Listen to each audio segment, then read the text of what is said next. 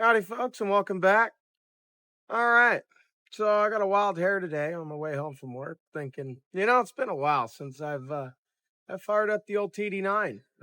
Little quick back history on this one here. It's a 1947 International Harvester TD9. It's a it's an early series gas start diesel. It's one of our lineup. I kind of have a thing for red ones as well as yellow ones and orange ones and green ones, and yeah, it's kind of an obsession. So once I had my first international harvester, I couldn't stop. So I just kept going with it. And I got a TD6, was actually my first one. And I sold it to a really close friend of mine, and he still has it. So then I was like, well, I need another TD9 or something to replace it. Well, and dozen or more come along after that. To cut to the chase, I'm in the middle of a move. I'm living at my mother-in-law's house temporarily while we're building our new house, and I get home from running errands and whatnot and sit down on the couch. My daughter just laid down for a nap. I was on dad duty that day. And I get on Marketplace. The first thing that pops up is International TD9 in Escondido. Holy hell, that's close. So I look at the ad, and it showed basically free. And oh, something's up here. So I messaged the guy, hey, I'm interested. What's the story? Can you give me some history? He messages me back his phone number, just give me a call. So I call him right away. I figured, why not? Got nothing else to do. So why not figure out a way to acquire more rusty stuff to put in the yard? So long story short, I go over there once my daughter wakes up from her nap and go take a look at what he had. And it was this TD9, as well as a '04 McCormick Deering and some other stuff and a bunch of implements. Well, they had bought the property. They were getting it was all this stuff was in the barn that it was stored in from day one. And they needed to clear that out because the city was on their case to tear the barn down because it was built before permitting, etc. And anyhow, with their new construction had to go away. Everything off the property had to be cleared. So, all right, well, this might be a good deal. And I asked the guy, what do you want? He goes, I just want this stuff gone. I said, oh my God, really? I said, well, I can handle it. What do you want for it? He goes, no, you misunderstood me. I want it gone. All right, I'm in. I'm your guy. He goes, the deal is you got to take everything. I said, well, I'll tell you what. I'll give you the scrap value in cash and we'll call it even. He goes, no, I don't even want the scrap value. Give me $200 to secure it all. Here's the bill of sale. Boom. But you have till Friday to get it all out. All right, I can do that. So immediately went home and put plans into action. Moral of the story was 2 days later, I had everything out of there. I had 7 days and I got it all out of there in two. And my 1-year-old daughter at the time did most of it with me. And that was interesting. That and using the skid steer with her riding in my lap, loading everything. Well, get it home, found out it had been really well taken care of and actually ran pretty well. Well, by home, I brought it to my brand new piece of property, brand new at that time piece of property that we were just getting ready to break ground on. And I needed a tractor to pull a disc. And well, if this thing runs, there's a disc with it. Perfect. I'm set up. Let's go. And that's exactly how it went. So I put some fresh gas in it, did some tuning on it, fixed a couple old hoses, and got it to hold water and ran great. Steered, blade worked. Blade's lethargic, but it works. So it actually fit my needs perfectly. Come to find out, it was a local tractor its whole life and never had left the property. And another close family friend of ours grew up on it. So there goes the story of the TD9 and how we acquired it. Well, it's been an adventure since we've had it. I've used it quite a bit around here for dragging stuff around, moving containers, and helping even, move stuff in preparation for our house build. And hey, it's been a great little cat. It runs good. Well, it did. It's been sitting now about a year and a half. I usually fire it up all the time, but it's life gets busy. We had a little bit of rain, and I just never got back around to it. Well, what happened was I couldn't get it to start one day, and I just put it on the list. Well, today's the day. So I've already gone through, checked all the fluids, all the oils are topped off. I just filled the radiator up. That's why you see some moisture on the hood.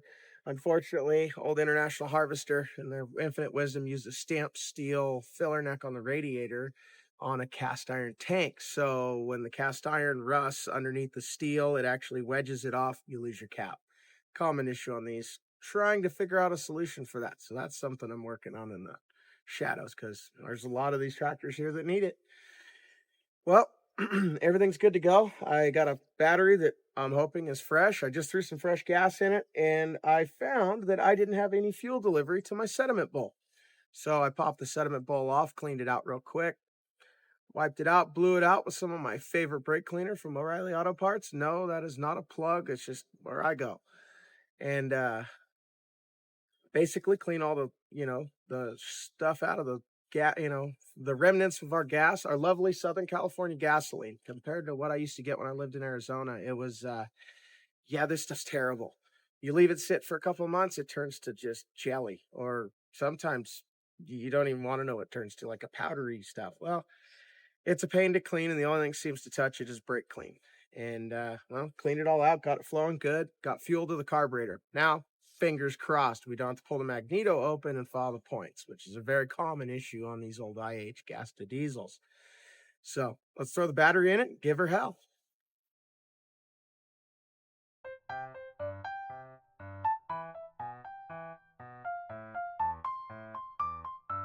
Well, that was a little bit of drama.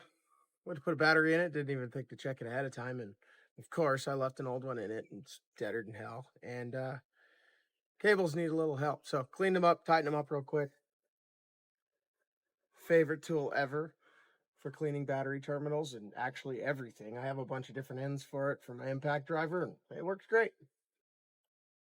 It's very handy to have around. All right, folks, here's our first attempt.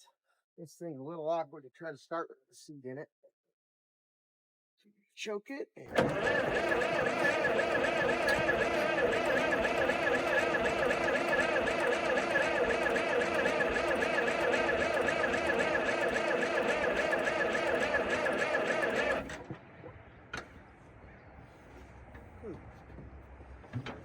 Okay, here's we have no spark. I got fumes up the stack, but no spark. Another one of those must-have tools in the toolbox no matter where you go. Spark plug tester. This is a cheap $2 one I got from Harbor Freight. I got a half a dozen of them kicking around, but I can never find one. So I always buy more. Great to have around, because then you can tell if you have a problem either at your magneto, at your wires, at your coil. So what I do is I just start plugging it in line, starting between the coil and the distributor, and then I put it in between the spark plug and the wire, and that'll tell me if I have spark or not. And if I don't, then I start digging into the magneto and figure out what's causing it. As you may have guessed, International Harvester means hard to work on. These are actually not too bad. Probably one of the easier ones, really. Now, spark tester on there.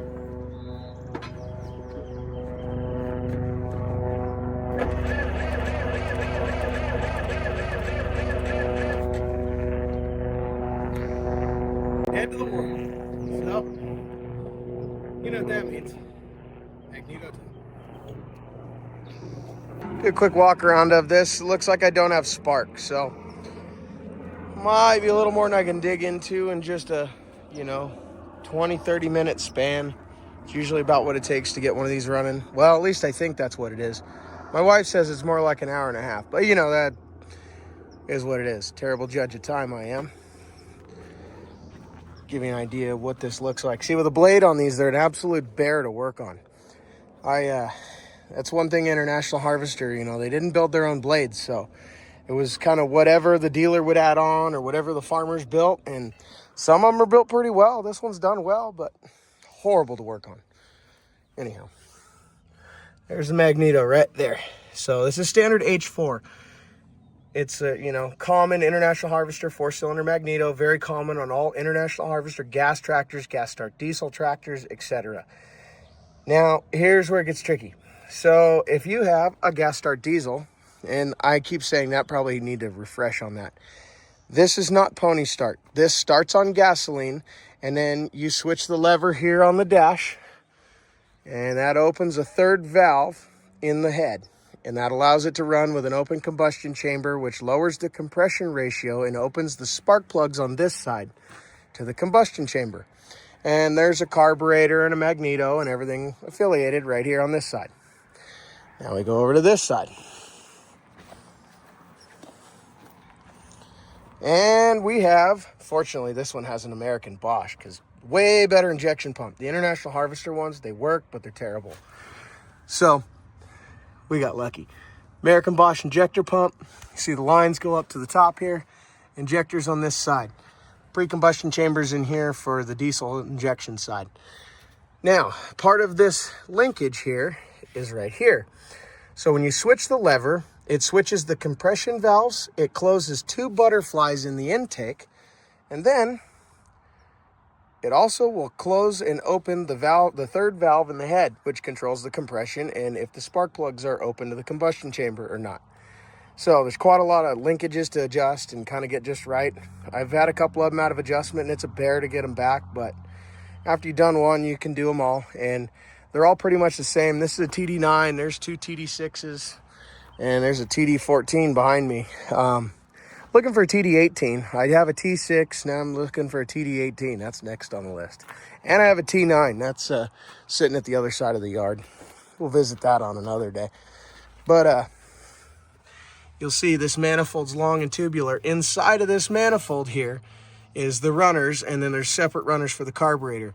Well, on the back side of this, there's a linkage, and it also holds the float closed on the carb. So as soon as you switch from the gasoline side to the diesel side, closes the float on the carburetor to keep any more gasoline from running down into the carb, flooding it, etc.